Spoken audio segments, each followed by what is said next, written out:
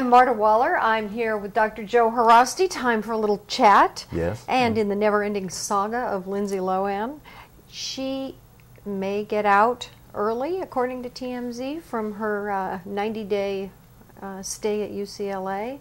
What do you think of this? I must say I'm getting a little tired of the Lindsey saga, but since it is of public interest and we comment on things of public interest and of medical and psychiatric interest, I guess we have to continue to kick Lindsey around. At least until she's out. At least until she's out. However, let me just say that obviously what TMZ is reporting is that her attorneys are going to file a motion to try to get her released early. Right. Less than the 90 days that was ordered by the Honorable Judge Revel.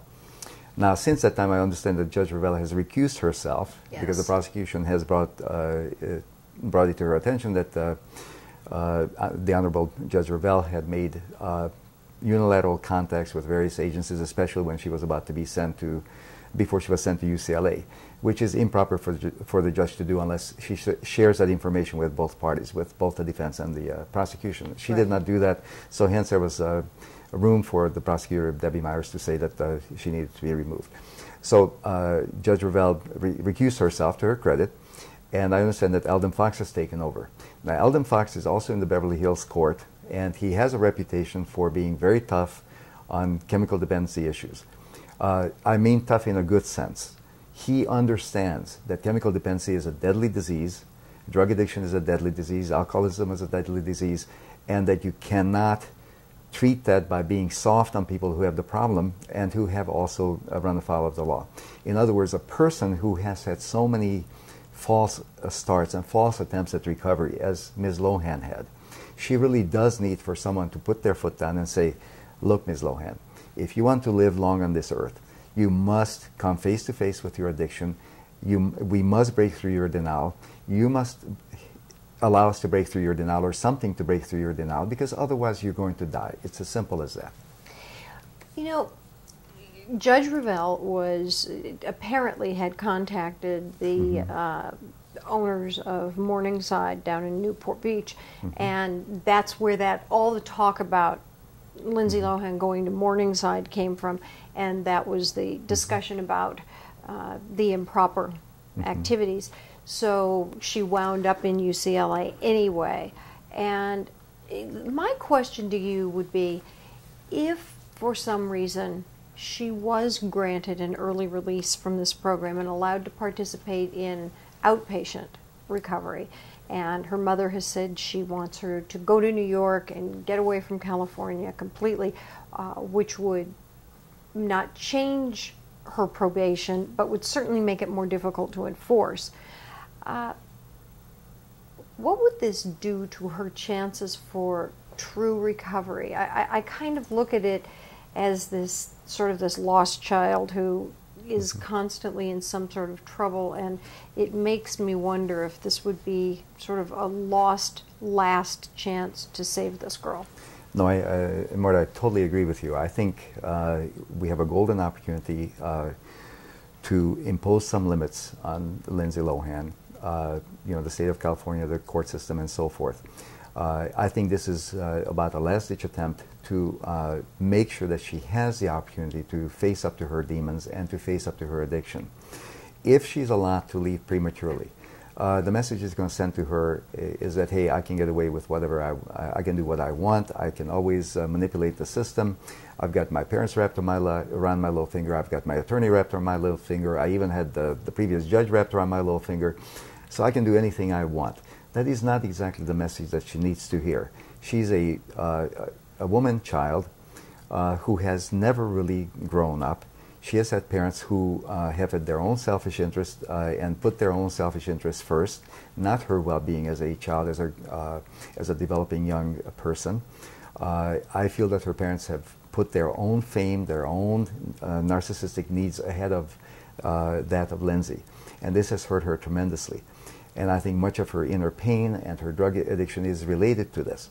What Lindsey needs to do is to come face to face with the fact that she is an addict, that she must get off drugs if she wants to survive, and that she also must come face to face with some of the inner pain that she has experienced as a result of this tremendous parental abuse and neglect.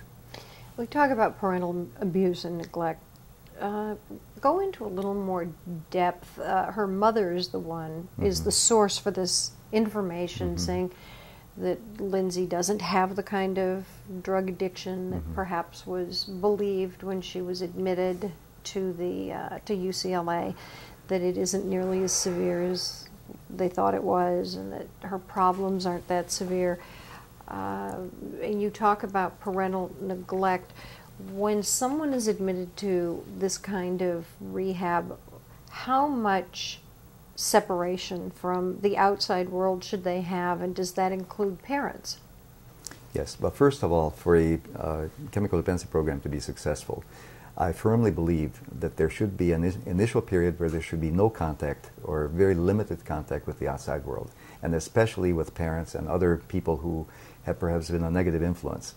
All the hangers-on, the entourage, the various people who supplied her with drugs, the enablers, and so forth. She really needs to be free from all of these external influences so that she can focus on herself and on her own issues, her own problems. As long as she's focused on her cell phone, on texting her friends, on talking with her parents about this or that or the other, she's not focusing on herself. She's not focusing on the issues at hand, which is that, hey, I am an addict, I've got a problem, unless I get some help, I'm going to self-destruct, and I'm not going to accomplish any of my goals. To that end, do parents, even if they mean well, bring the outside world and the outside issues in, whether it's maybe about career or just talking about things at home? Does that become an issue? Yes. Well, at some point the parents need to be brought into her treatment, because again, no one's illness occurs in a vacuum. She might be the identified patient in this setting, but in fact the whole family has an illness. They're all sick, and they all contribute to this problem that Lindsey has. She's the one who externally manifests the problem, but it really includes the entire family, both her mother, father. The parents' divorce, I think, had a tremendous impact on her, and in fact many of her problems began after the parents' separation and ultimate divorce. That's when she began to unravel. Her best movies occurred prior to that time, which I believe was around 2007. So since that time she's been treading water, and she's been actually on a downhill course. Her career has nosedived. So it doesn't take a genius to figure out that, you know, there's a problem here. So if she stays in this treatment, and she's only been there, what, about 2 weeks, and if she stays in this treatment for another 10 weeks, bit by bit they would bring her family more into it, and maybe her sister, and bring, as it goes on, is that the pattern that you bring your closer circle in for more family therapy? Yes, that would be my approach. If she were my patient, I would initially isolate her so that she would have to face up to her own demons, her own issues, her own drug addiction. And she would be detoxed from whatever that she was on before. And again, I know that she was on opioids, she was on the amphetamine, Adderall, and she was also supposedly used cocaine and methamphetamine. I don't know all of these things, but I think there were stimulants and alcohol as well as opioids involved. So first of all, she would have to be detoxed from all those drugs so that, you know, it's not in her system. She's not experiencing the withdrawal, because if she's withdrawing, she can't really focus fully on her own recovery. That obstacle needs to be removed.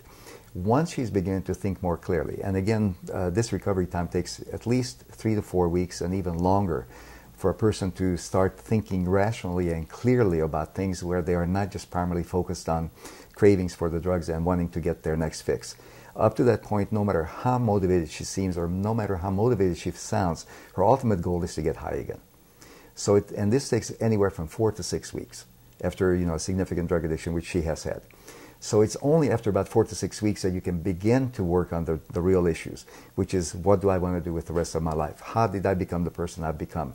What have drugs done to me? What has my parental influences done to me? What have my friends done to me? Where am I in my life at age 24, 25, and so on? Well, she's very young, and 90 days goes by just like that, even though her mother would like her out now, and I'm sure she would like to be out. 90 days will come and go, and perhaps this will be a very good 90 days. And I'm sure we'll be talking about it again. Right. But until we talk about it again, and until next time, I'm Marta Waller. And I'm Dr. Joe Haraszti. And we'll see you next time. Thanks for watching.